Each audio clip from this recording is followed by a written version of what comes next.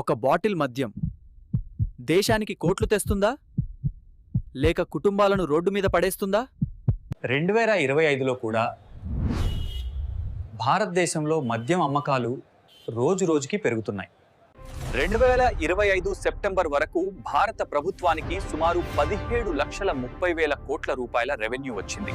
Budget అంచనాల్లో దాదాపు సగం భాగం. 2025 ఆర్థిక సంవత్సరంలో ఏప్రిల్ మే 2 నెలల్లోనే 7,33,000 కోట్ల రూపాయల ఆదాయం వచ్చింది. ఈ మొత్తం రెవెన్యూలో మద్యం అమ్మకాల ఆదాయం రాష్ట్రాలకి కీలక వనరుగా మారింది. ఈ డబ్బుతో రోడ్లు, పథకాలు, సబ్సిడీలు సగిలి లక్షల మందికి ఉపాధి కూడా లభిస్తుంది. గ్రామం నుంచి గల్లీ వరకు మద్యం దుకాణాలు కనిపిస్తున్నాయి. ఇదంతా ఎందుకు జరుగుతుందో తెలుసా? లివర్ పాడవుతుంది, రోడ్డు ప్రమాదాలు, నేరాలకు మొదటి అడుగు మద్యం.